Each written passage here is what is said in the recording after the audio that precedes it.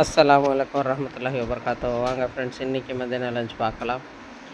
இன்றைக்கி வெள்ளை குஷ்கா செஞ்சுட்டு சிக்கன் கறி குழம்பு வச்சுருக்கோம்.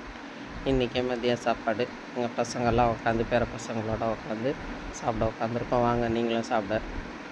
பிடிச்சிருந்தால் லைக் பண்ணுங்கள், ஷேர் பண்ணுங்கள், கமெண்ட் பண்ணுங்கள், பெல் பட்டனை தட்டி விடுங்க ஃப்ரெண்ட்ஸ்.